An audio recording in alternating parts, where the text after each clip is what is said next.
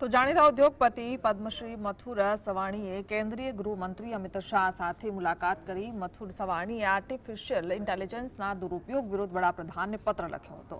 તેમણે આ મુદ્દે ગૃહમંત્રીને રૂબરૂ મળીને રજૂઆત કરી. મથુર સવાણીએ કહ્યું કે એઆઈ આજે ખૂબ જ ગંભીર સમસ્યા બની ગયું છે, જેનો દુરુપયોગ થઈને લોકોને ગેરમાર્ગે લઈ જાય છે. તેમણે એઆઈના નિયંત્રણ માટે કડક પગલાં લેવાની માંગ કરી છે. આ પરિપ્રેક્ષ્યમાં અમિત શાહે આશ્વાસન આપ્યું છે કે સરકારના પ્રયત્નો ચાલુ છે અને એઆઈના દુરુપયોગને રોકવા માટે વિચારણા કરવામાં આવી રહી છે.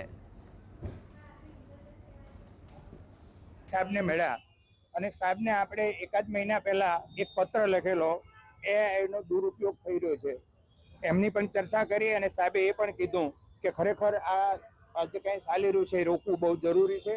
એની ઉપર જ્યાં જ્યાં સૂચના આપવા જેવી છે ત્યાં આગળ કામ થઈ રહ્યું છે. સાહેબે બાકી કિરણ હોસ્પિટલ, કિરણ મેડિકલ એમનું કઈ રીતે કામ હાલી રહ્યું છે એની વાત કરી. સાહેબે એ પણ વાત કરી કે કિરણ હોસ્પિટલ સાથે મહાનગરપાલિકાના સેન્ટરો નાના જોડી એને પણ વધારે કેવી રીતે સક્ષમ બનાવાય એની પણ સાહેબે જે તે વ્યક્તિને સૂચના આપી છે.